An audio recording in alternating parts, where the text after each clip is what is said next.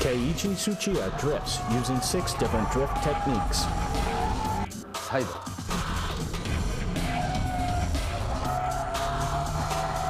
シフトロック。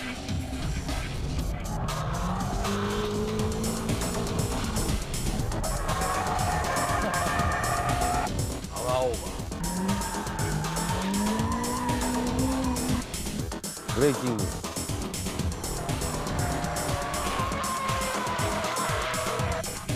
フェイント。アクセルオフ。 In this issue of BMI's special edition, we will focus on the art of drifting performed by the Drift King himself, Keiichi Tsuchiya. We'll go through all 6 basic techniques essential to drifting and further analyze how Tsuchiya is using these techniques from various camera angles. Let us guide you to the world of the Drift King's Drift Bible. First of all, we'll take a look at how a drift machine should be tuned and modified. Looking at this S14 Silvia with limited modifications to only the suspension area, you can say that drifting is not about power. Going sideways, relying on only brute power, is not what Tsuchiya aims for. So how should a beginner set up his or her machine to drift like the king? Okay, so what's the least amount of tuning you need to drift? We had lots of stuff done to our car right here, but you don't need to go all crazy to start drifting. First of all, you have to start with the suspension. Then you should also change the brake pads and brake fluid, but that's about it. And if you're lucky enough to be able to spend some more, upgrading the CPU, exhaust system, seats, steering, and shift knob may be a good idea. And as you improve, maybe changing LSDs might be good in the future. Anyway, what I want you all to understand is that you don't need loads of money to enjoy the sport of drifting. Let's check out the 6 basic techniques that Tsuchiya actually applies to drift. See how Tsuchiya triggers the tail to slide with each move. To make it easier to analyze each drifting procedure at low speeds, we'll use the second hairpin at a Bisu circuit going counterclockwise.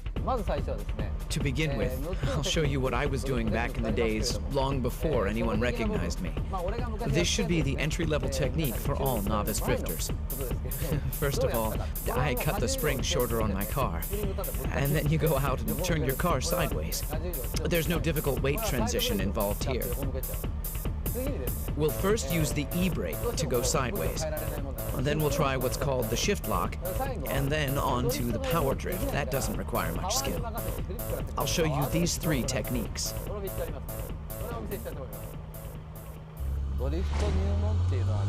This one's for all beginners. Everyone goes through this stage. I started off doing this too. This drifting relies all on the e-brake. Straightaway, brake, toe, and e-brake. Right there. Just like this. Well, it all starts from something like this. Don't worry about how you exit the corner. Just try to pull the e-brake at the corner entrance and concentrate on making the car go sideways. You brake and then turn the wheel, step on the clutch, and pull the e-brake. Release the e-brake, go into counter-steer mode, then wait. Wait until you know that the car is facing the corner exit direction. Then you gently start stepping on the gas. How hard you should step on the gas pedal should depend on how much you're sliding and counter-steering. All of this should get you to exit the corner in one piece. One must learn the timing and the rhythm of the Drift King's drifting procedure and actually feel the exact moment the tail slides in order to master the 6 basic drifting techniques. The length of the tail slide depends on the steering angle, plus how long and how strong the e-brake is being pulled. All maneuvers must be done smoothly and timely, and to do that, having the right driving position becomes crucial. This is a must in order to give a car a quick countersteer and respond to the car's slightest movement.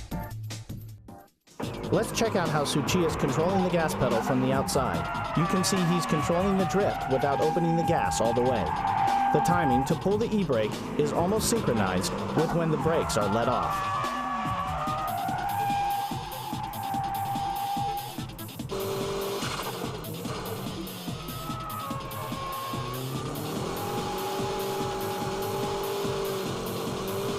The second technique is the shift lock. Notice that Tsuchiya's right foot is not doing the heel and toe move. Okay, let's now look at the shift lock. I used to do this on snow and wet surfaces. I don't recommend to do this on dry roads, but here we go.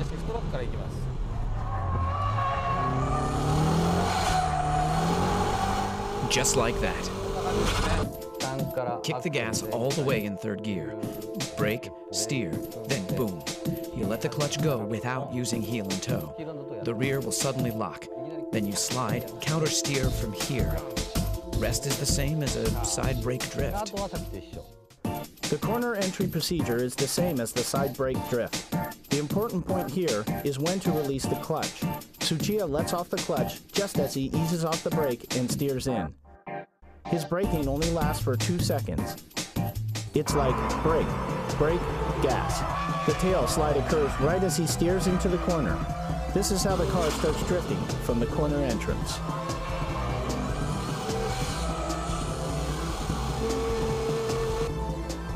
In power over drifts, throttle control is the key.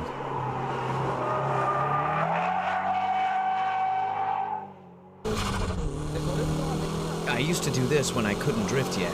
I'd brake like this and try to drift, but I couldn't because I was too scared. So the only thing I could do was to step on the gas all the way at the corner exit. I used to practice this on the snow as well. When you can't do anything about the strong understeer at the corner entry, you should try this on snow or on a wet surface to practice. Steer into the corner even if you feel the understeer, and at the corner exit, just floor the gas and make your car go sideways, and as you exit, countersteer. This should be the easiest way to drift at the entry level rather than side brake drifting and shift lock drifting. You should practice this on a slippery surface, and remember not to step on the gas until you reach the corner exit point. Because if you give too much gas before this clipping point, you'll end up understeering. In this case, the corner entry is the same as before, gradually opening up the gas until the clipping point. Then Tsuchiya loosens up the gas for a moment, and then he kicks in the gas pedal to get the tail sliding. Power over drifting needs strong front tire grip. This is the reason why Tsuchiya loosens the gas to make the weight shift to the front. By this time, you've mastered the entry-level drifting. And if you're in control of the car's weight transition, you can pull your e-brake lightly. Just a tad so that people watching can't even tell you're pulling the e-brake. Then you'll learn how to drift using shift lock and braking. But this entry level is a good starting point for all beginners. How is the weight transition being done? Let's check out the braking drift.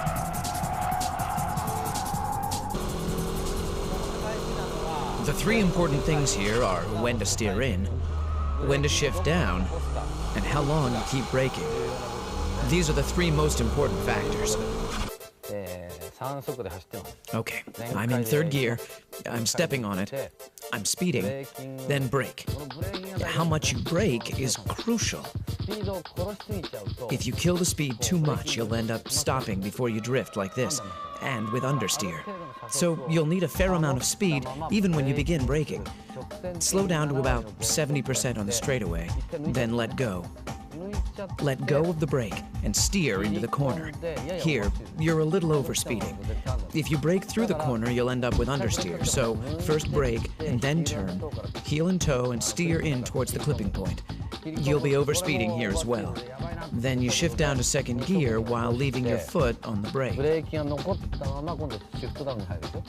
Let's say you're running around 5,500 revs when you shift down to second gear.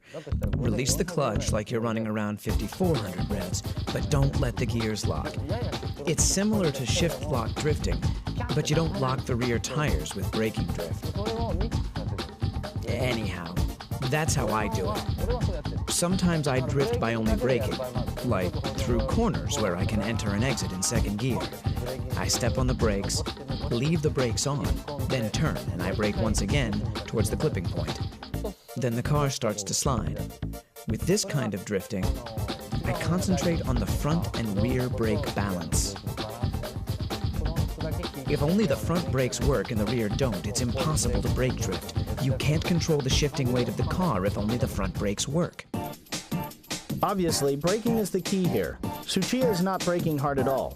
He's stepping on the brake with a certain rhythm to adjust the speed. If you coordinate the steering work to the braking, you're a step closer to Tsuchiya's braking drift.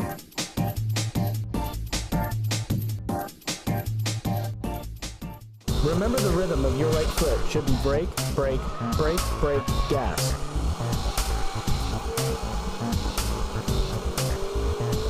Steering into the corner and shifting down should be done simultaneously.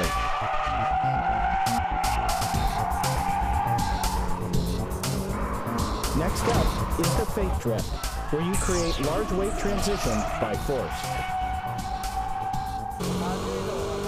When weight transition is difficult to make just by braking, you shift the weight with a feint movement.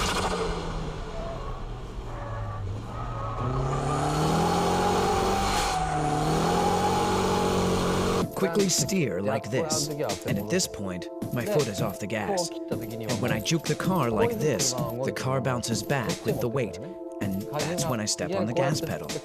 It's just like a pendulum, and you use that return force to make the weight transition.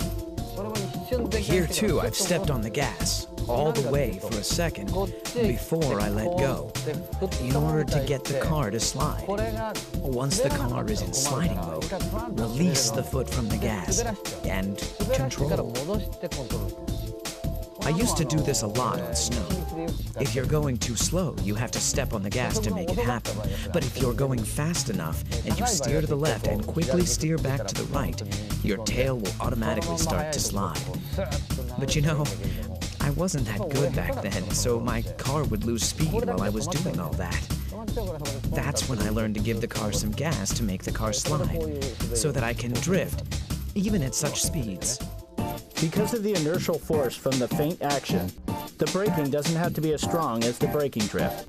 It's all physics and dynamics, but the rhythm of the right foot is always the same.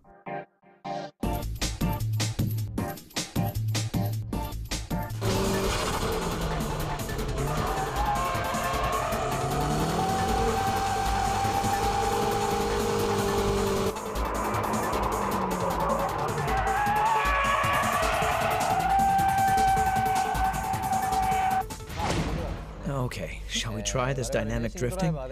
This one's pretty difficult, so even professional racing drivers like us can't always get it right. Drifting begins from stepping off the gas, just like the Fuji Speedway's 100R or the final corner at Tsugo.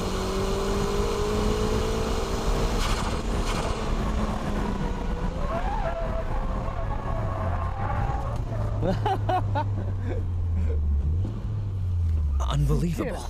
That was awesome. It's so tempting to brake. Here in Ebisu, this 100R corner is a third gear corner. You step on the gas all the way in third gear.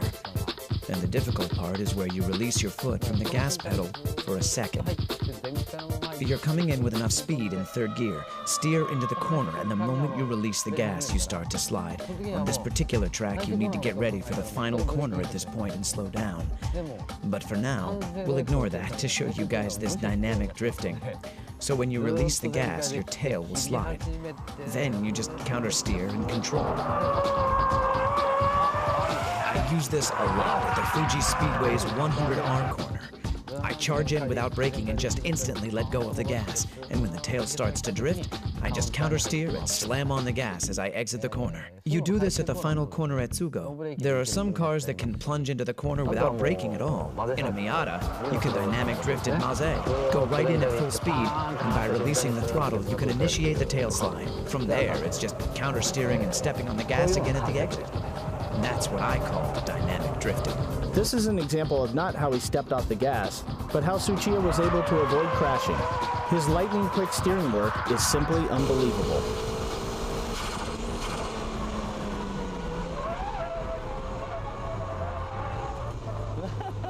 So that was dynamic drifting, which is the ultimate form of all drifting. That wraps up the 6 basic techniques of drifting. I won't recommend the dynamic drifting at the early stages of learning how to drift, since it can be dangerous. With the mastering of all these 6 basic techniques, you too will be able to drift like a pro. The first thing you have to do if you want to take up drifting is not to be afraid. Try to have fun. Don't think too much about weight transition, dynamic drifting, and your suspension setup. Visit a track, go out there and start pulling the e-brake. That's the best way to learn how to drift. After you get the hang of it, try to use all 6 techniques in various corners. Take your car to as many tracks as possible and try different styles of drift. And again, be safe and have fun. The art of Tsuchiya's drifting is that no matter which track it is, or what car he's driving, he can drift beautifully. Why is this possible? Let's see why Tsuchiya is called the Drift King at Maze Circuit.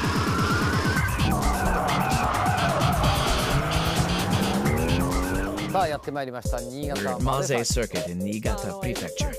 I hope you understood the basic techniques that I showed you at Ebisu. Here at Maze, we're going to be applying those basic techniques to high-level drifting. As you can see from the track layout, Maze Circuit is composed of many types of corners, from low to mid-speed corners to high-speed corners, where I can show you the e-brake drifting, power-over drifting, and dynamic drifting. Well, the dynamic is too dangerous here, so we'll try a combination of the brake drifting and dynamic. And we'll show you how to do this with various types of cars, actual cars that you might own. I'll show you how to drift with cars that won't turn well, or have strong oversteer, or even cars with very little power. Here is a demo run by Tsuchiya in a nicely tuned S14 Silvia. I have to warm up my tires first. This slightly wet condition can make the car oversteer or understeer in certain corners. So, let's warm up the tires and the brakes first. How will Tsuchiya control his S14 on this surface? The G-ball will indicate the weight transition at each corner.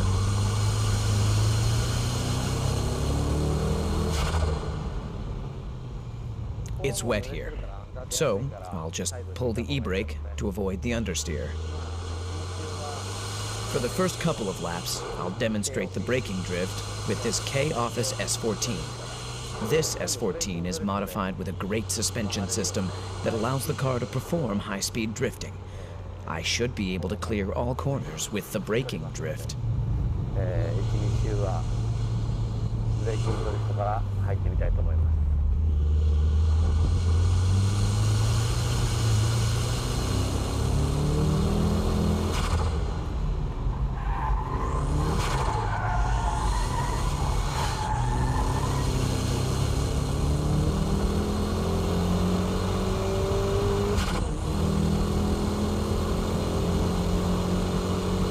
You know, no matter which track you're at, which corner you're going through, what you have to do is basically the same.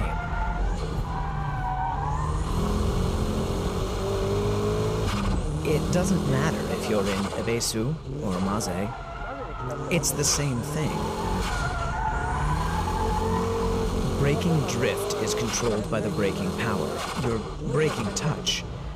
Oh, it's wet here, so I should take it easy. According to the length of each corner, you need to adjust the force of your braking.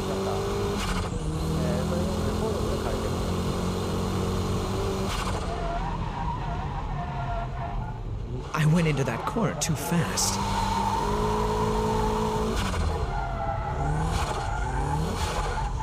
It's all wet here.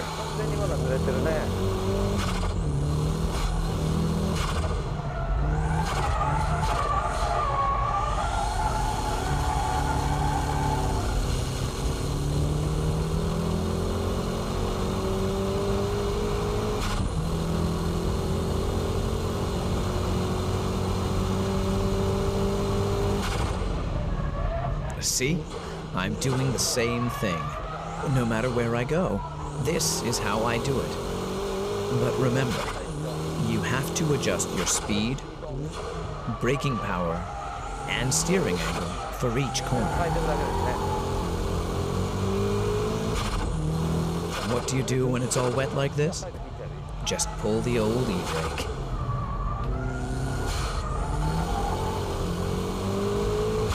In corners where understeer is strong, just pull the e-brake. It's best not to use it too much, but you can do it when you're still learning. Oops, that was understeering right there. Here again.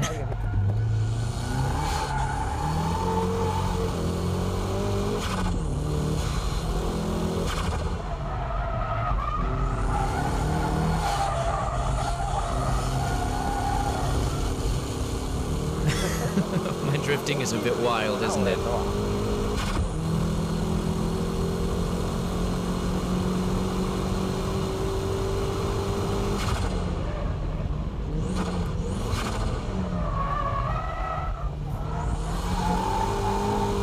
That corner entry began as a braking drift, but towards the exit I switched to dynamic drifting.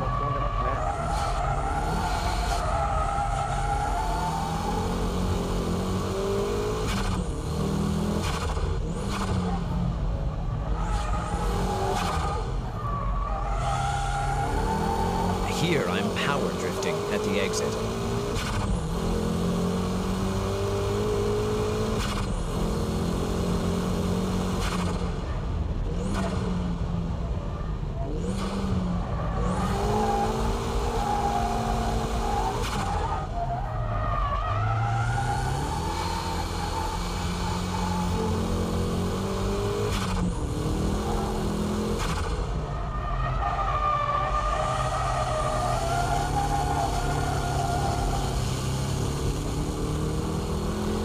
This is how I do it. That's almost like dynamic because I only touch the brakes just a bit. It's a combination of braking and dynamic. Brake and shift down to second.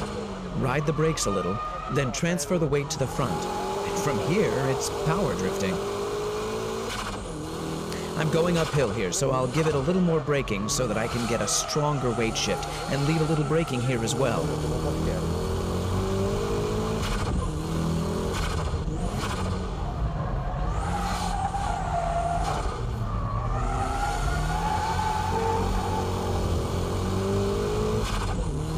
On the S-curves, the feint drift should be used.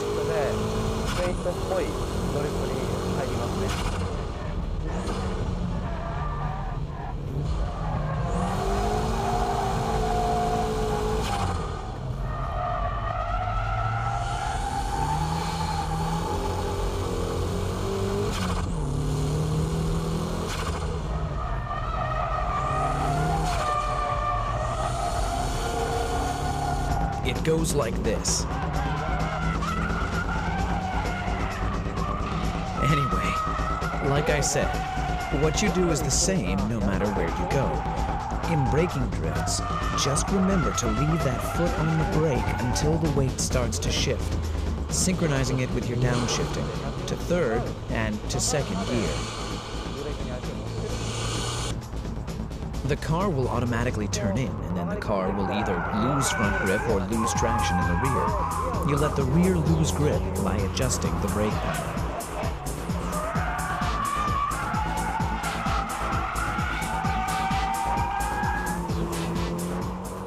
Let's check out how the S14 is acting on this final corner from the outside camera.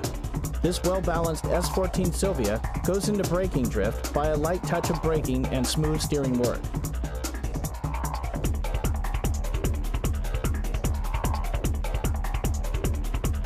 This time, let's check the onboard footage from another lap. Look at the braking. Just like at Ebisu Circuit, Tsuchiya is getting the tail to slide by pumping lightly on the brake.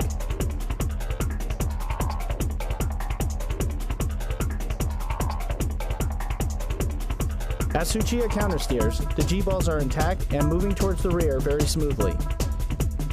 A beautiful drift must have smooth weight transition. Pay attention to the angle of his countersteering and throttle control.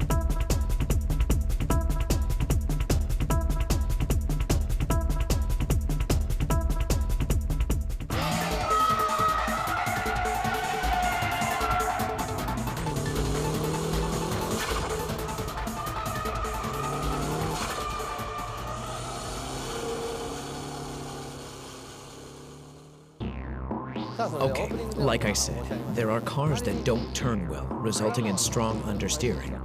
Here we have the Hachiroku and the S13, both which are notorious for understeering and weak front traction.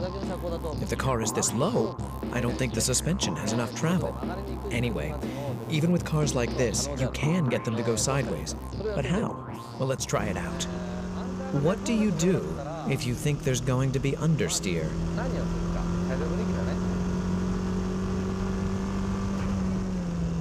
Remember, pull the e-brake. After braking, and if the weight doesn't shift enough, what do? Pull the e-brake. Then you turn, just like this. It's the same here too. If the weight won't shift, e-brake it. It's the same at the next corner as well. No weight shifting, then pull the e-brake. And this time, use the brake pedal to turn back.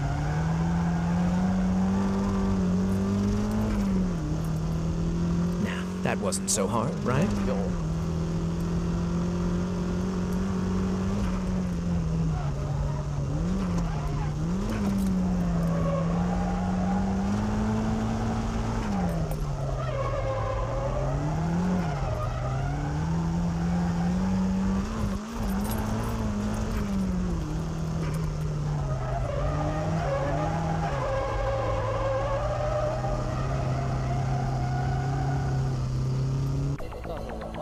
I'm standing here at the first hairpin curve on the Maze circuit. I'd like to demonstrate the different drifting procedures with different cars. The S14 Silvia has good front grip and a good weight up front, which enables the car to turn easily. All I had to do was create and control the weight transition with my braking.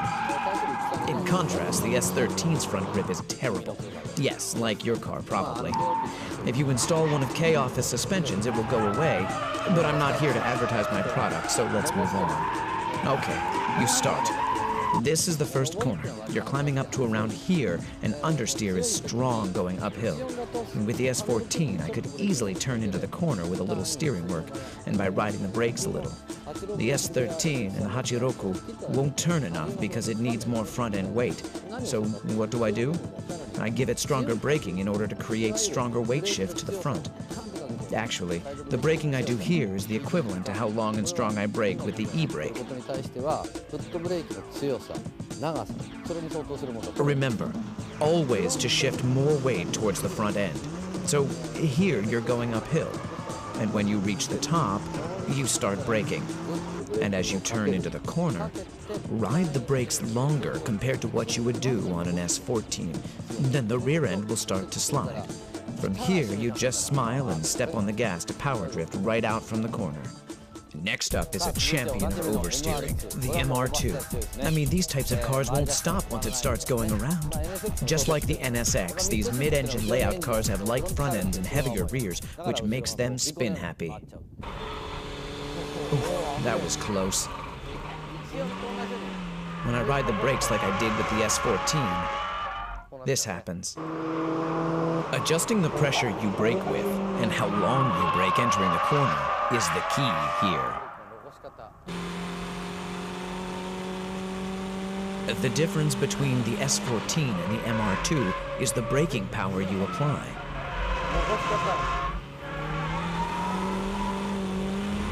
The braking time I ride into the corner is only about half of what I did with the S14.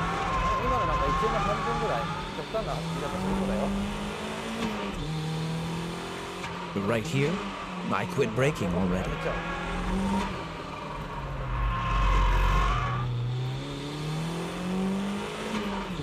And the braking pressure itself will be weaker compared to the S14. Of course, the method to decrease speed is exactly the same, but here, you leave the brakes on. That's the difference. Here, you begin your countersteer a bit earlier.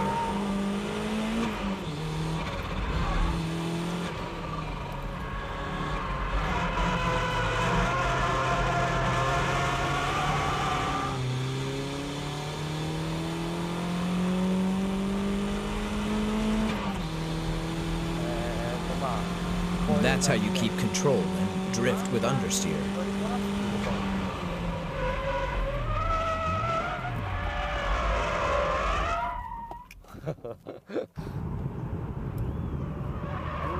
Oops. Yeah, I thought I had that one. But hey, even monkeys fall from trees. The car had too much speed on that one. So, the important thing here is to keep the weight transition small. Delicate weight shifting is the key here. Like here. I go in like this, but I'll let go of my brakes early.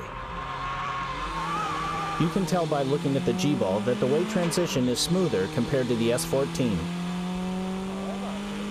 This is how you drift with cars that have strong oversteer. You countersteer as soon as the tail slides. Earlier countersteer is important, and the speed, you have to start countersteering at high speeds like this.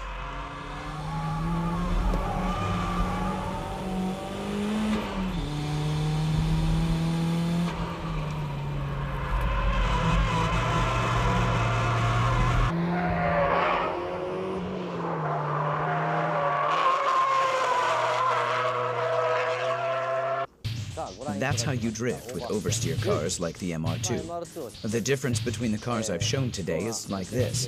The S13, the car with strong understeer, needs big weight shifting. The S14, which has neutral steer, only needs braking drift technique to go into the corners smoothly. Whereas strong oversteer cars, like the MR2, need stability as you brake into the corner. You're carrying a heavy load of weight in the rear that makes the car unstable and wobbly when you're going in. So, stabilize the rear weight and go into the corner, adjusting the amount of your braking according to the steering angle. The amount of weight transition is about half of what you have with an S14. And with only half the pressure on the brakes, these cars can turn in at the same angle as the S14. The S14's countersteer is sharp compared to that of the MR2, so what must be done on the MR2 is the exact opposite. When you steer in, let off the brakes early. The tail end will react and start to slide. Then you countersteer. On the S14, I countersteer at this rate, but on the MR2, I steer like this and wham. That's the kind of difference in steering speed. But the important thing here is the speed of your countersteer.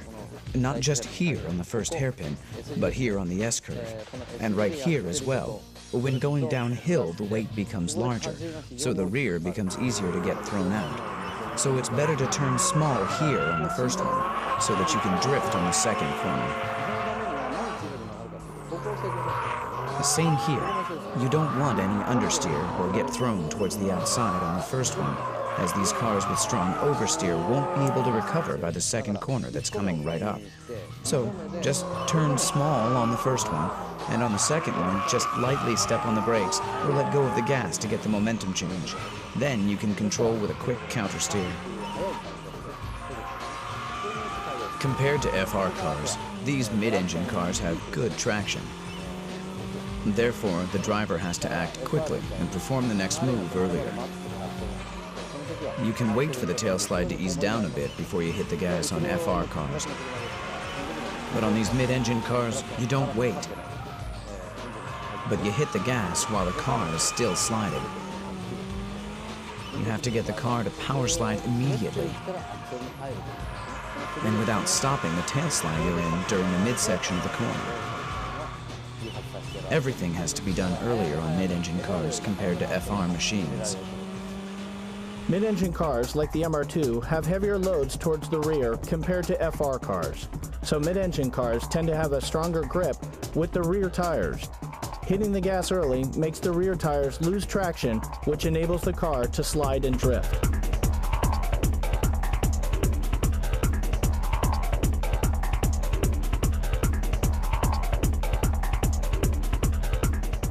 The big difference between the S13 and the S14 is that the action needed to trigger the tail slide is smaller. You don't need big braking maneuvers or steering work to slide the tail and drift.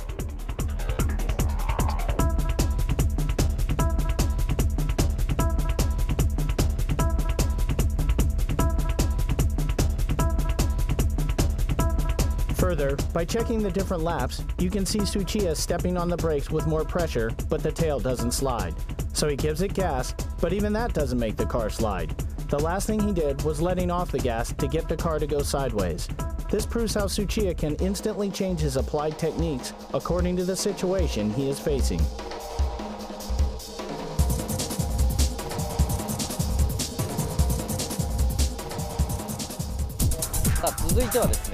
Okay, now, how do you drift with a car that doesn't have much power? What I'll be explaining to you here is from way back when I used to drive the Hachiroku every day and night. And that's like 15 years ago. With this car, it's all about flooring the gas pedal all the way from the entrance to the exit. This car's been nicely lowered as well. Mine used to look like this.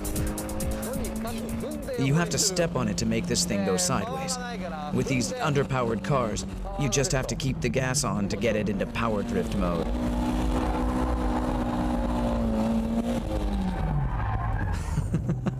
I just killed the power. But it's great that I can constantly floor this thing.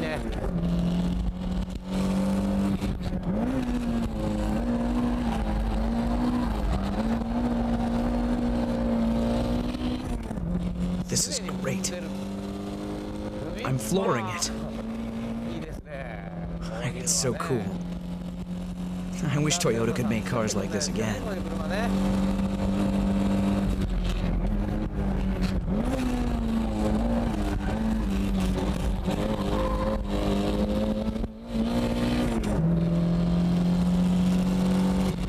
Shift down and put the pedal to the metal.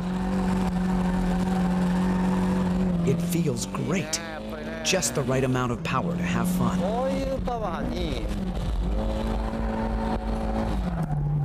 This kind of power is just right for these M7 tires.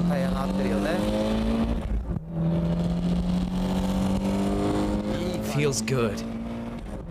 Now, this is fun.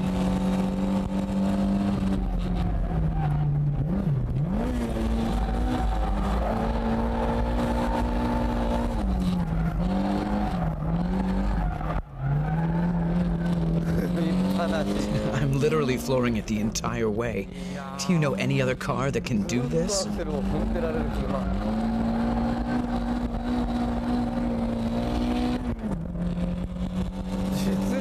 It's just great. What I'm doing is simply turning the car with the gas pedal.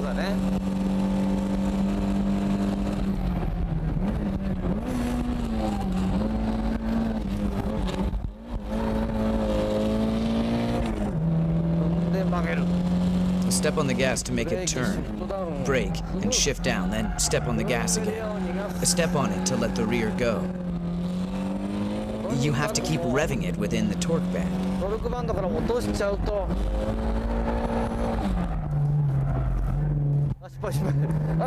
Oops, I dropped it. Whoops. The instant you fall out of the torque band, you stop drifting. So make sure you rev it up enough to keep it up there.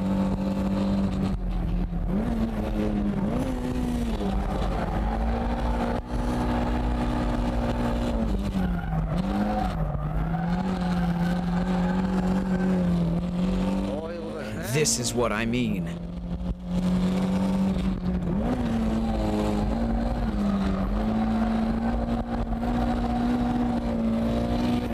So, how was drifting with an underpowered Hachiroku? This car is a classic, and it will be a classic for years to come.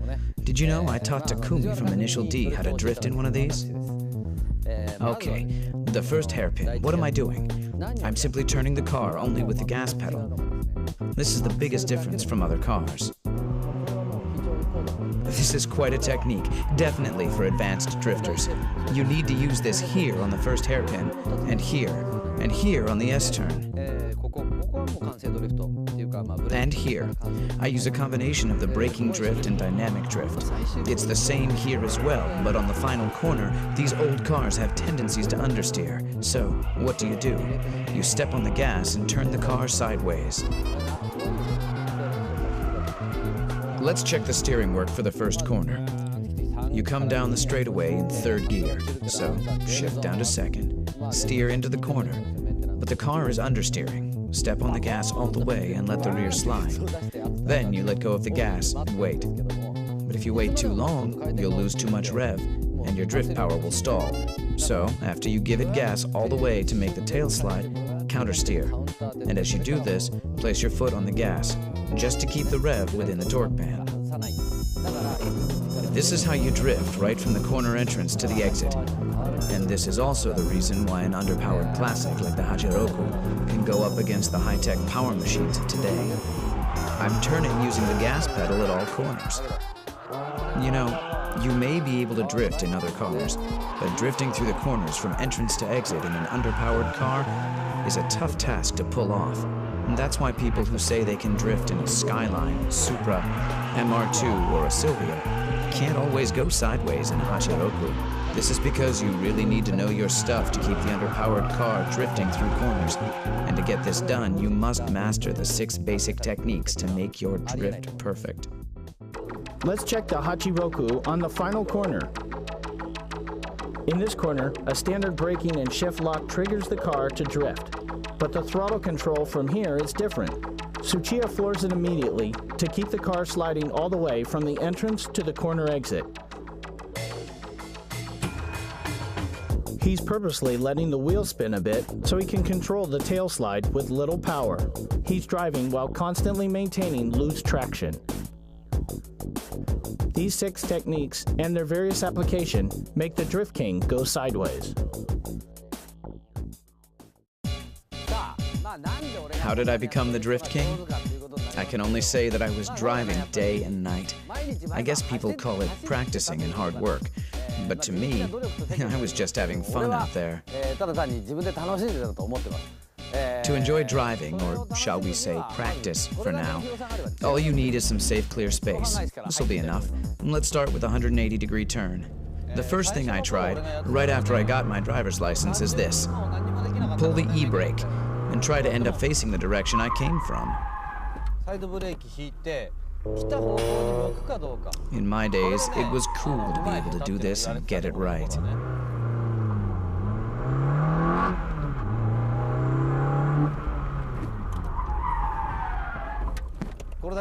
You know, you guys have these cones or pylons now, but in my days, we didn't have anything like that, nor were we smart enough to think of using one. If I had these cones back then, I would have improved much faster. Obviously, in the beginning, I couldn't get it right like this. It used to be like this. I was scared and didn't know how fast I should be going, so I would stop like this. But turning the car in the direction that you came from, without stopping the engine, means that the driver is stepping on the clutch to turn the car around. In the beginning, it's okay to mess up and stop facing the wrong direction, or even stall the engine. But don't get scared. Just try it in a safe, closed environment. And once you learn how to turn 180 degrees with an e-brake, your next step should be making 90-degree turns. I never did this on the streets. The important thing is to keep trying, and of course, practice in a safe place. Turning 90 degrees is a cool trick. Let's say this is a right-angle corner, and you go like this. This 90-degree turn is easy once you get the hang of pulling the e-brake, adjusting your speed, and countersteering to face the right direction.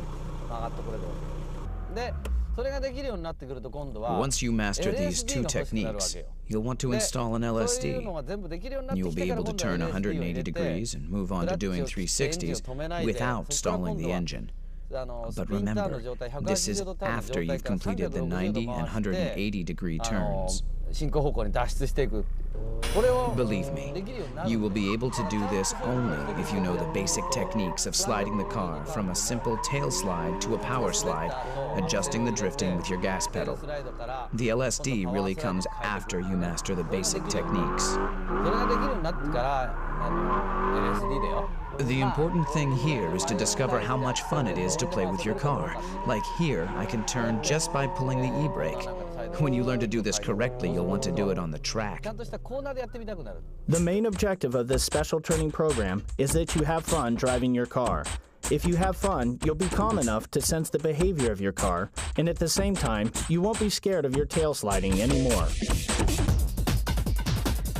Tsuchiya says that if you go through these training programs, you'll be able to drift on track for sure. Watching this DVD should enable you to look over the weak points of your driving, and from there, try out the various drifting techniques that Tsuchiya has illustrated. The lesson continues.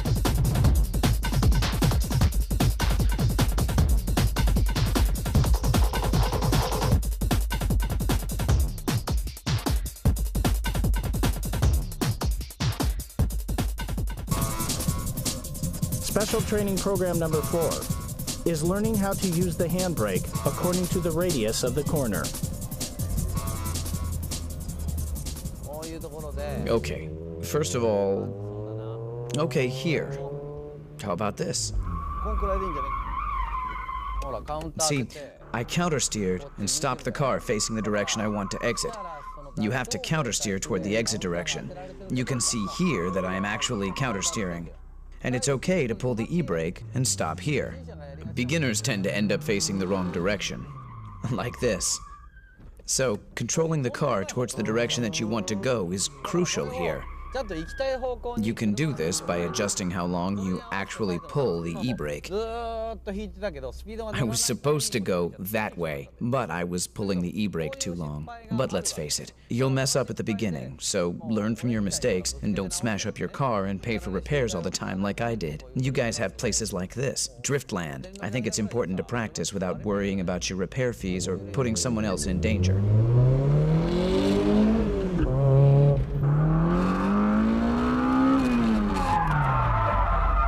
See, here. I'm pulling the e-brake too long, letting the car slide too much. In this situation, your left hand is pulling the e-brake, and your right hand working the countersteer is too slow. This is how you'll end up facing the direction that you came from. So, just shorten the time you're pulling the e-brake.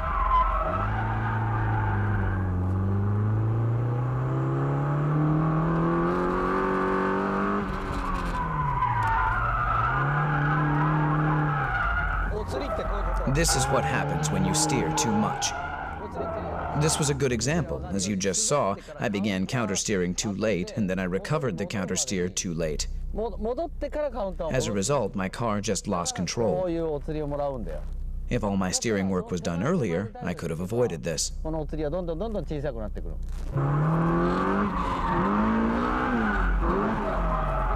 If you end up doing this, just hit the brakes and stop the car. Take a deep breath and calm down. You won't get anywhere trying to recover from this state, so just stop the car and chill, okay? And start from zero all over again. Okay, let's review the training program. I admit that this training needs effort, but you want to have fun too. So find a safe place to practice and start from the 180-degree turn. Then try the 360, but you need an LSD to do this. Then the 90-degree turn. And when you learn all this, come to a track like this one to practice, where you can find something like this. To practice doing donuts, you need an LSD. Come to a track like this to practice pulling the e-brake along the actual radius of the corner. If it's a 90-degree corner, just pull the e-brake for a second, countersteer, and then hit the gas. For 180, which actually is a U-turn, you need to keep pulling for at least 1 second to let the tail slide.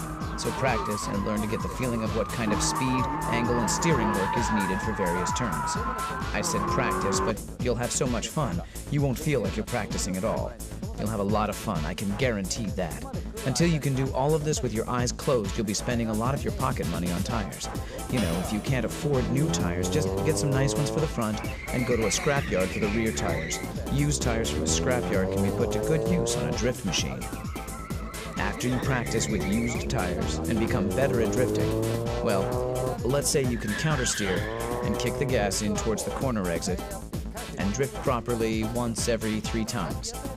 You're now ready to get some good tires on all 4 wheels. At this point, you should be wearing the same tires in the front and the back. With new tires, you're dealing with real grip. And here, maintenance is very important. If you are like me, and you love cars, you have to take good care of them. right? If you practice like this, with your e-brake all the way up here, if you leave it, you're out.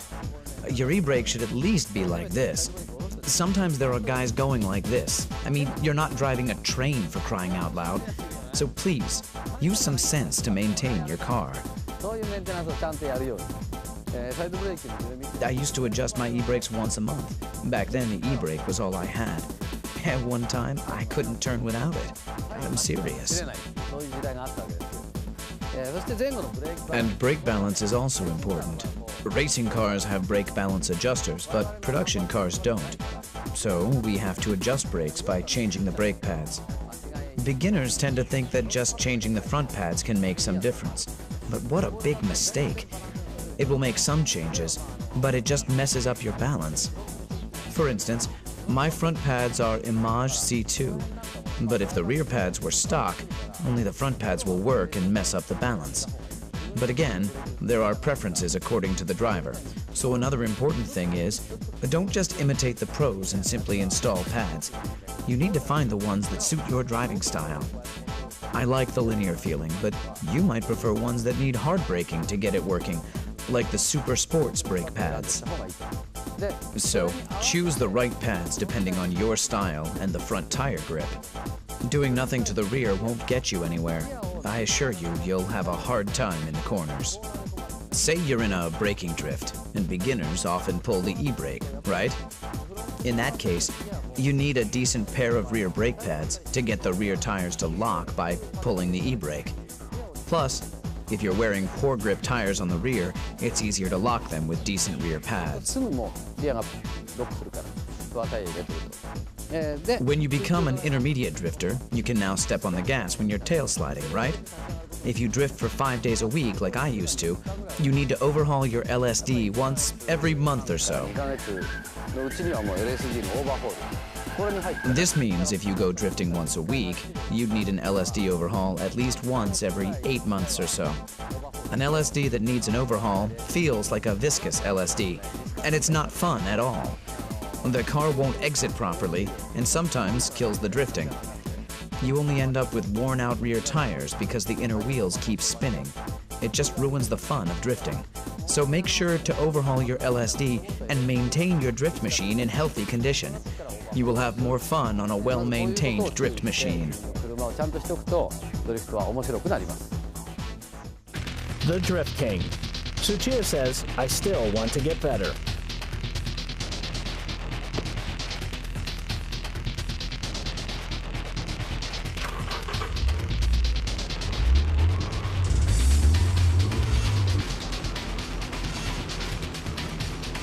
This is Tsuchiya's flat-out drift attack at Ebishu Circuit.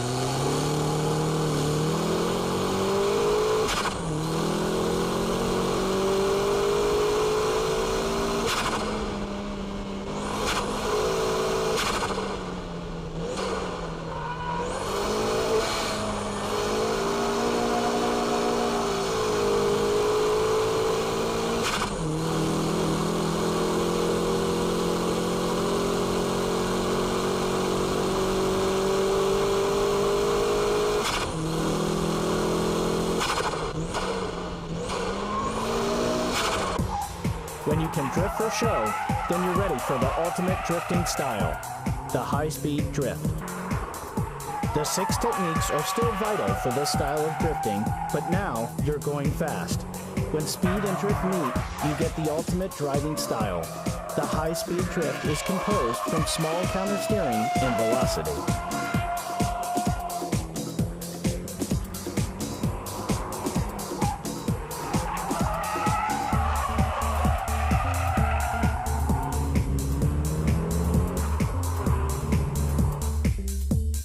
high-speed drift needs braking delayed to the absolute limit, instant steering work, and all-out cornering exit skills. Every movement needs to be orchestrated precisely.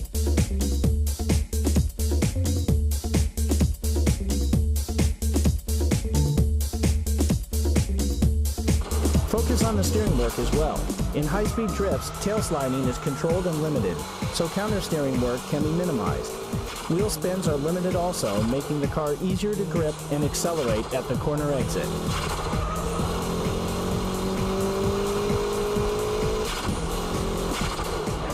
Let's compare the high-speed drift and the show drift laps at Ebisu.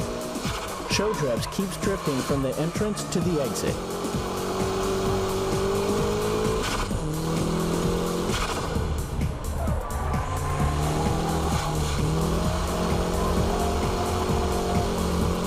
With the high-speed drifting, traction recovery is very quick, even during the counter-steering work.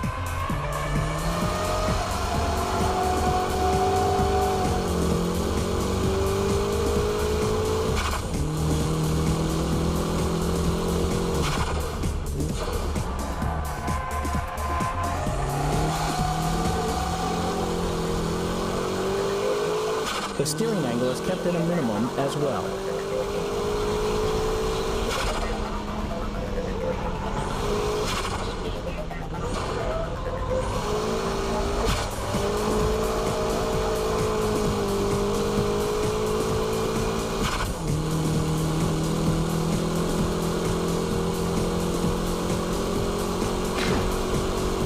This is the ultimate style of drifting, high-speed drifting. So, how did you like the BMI Special Edition Drift Bible? I hope I was able to show you the profound world of drifting. It's a driving technique and also a sport in its own category. When I first started drifting, I was having a ball just going sideways, but some people used to criticize my driving style and say that it wasn't real drifting because I was using the e-brake and shift locks. But I didn't care and I just kept at it. And at the same time, having a great time. As I've been saying all through this DVD, the 6 basic techniques are what make my drifting style possible. After mastering all 6 techniques, I found the dynamic drifting. To be specific, it's a combination of the braking drift and dynamic drift. This style naturally became my own drifting style. Anyway, don't ever give up, even if your car is not turning or has strong oversteer. There's always a way to drift any car. And remember to be safe and have fun. Try to have as much fun as possible when you start drifting. And once you're able to drift, set your goals higher and keep at it.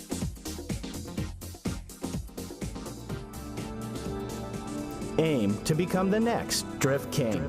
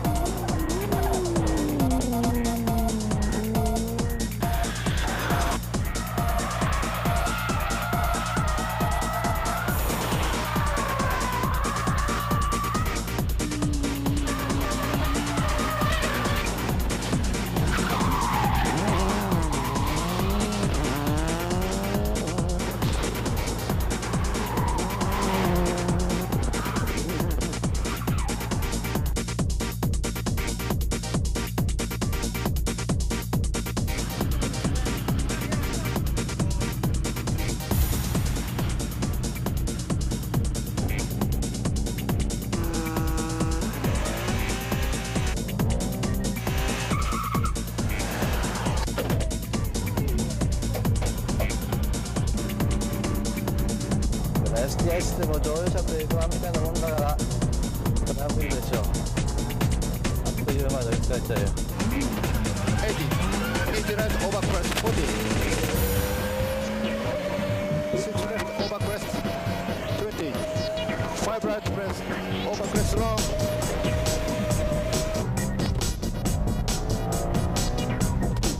なんか今もう後ろにちらっと見えたいな。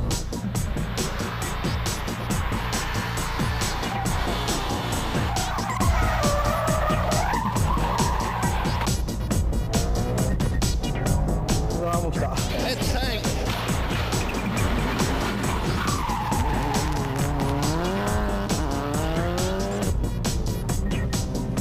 ナビゲーターいるとすごい楽なんだろうな。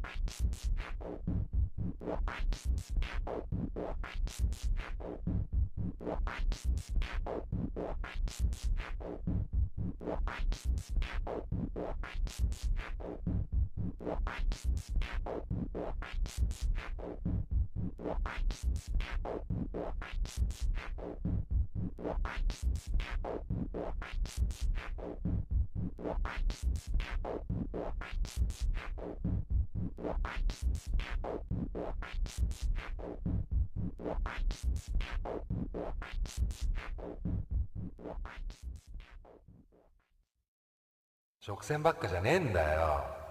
おい、こら。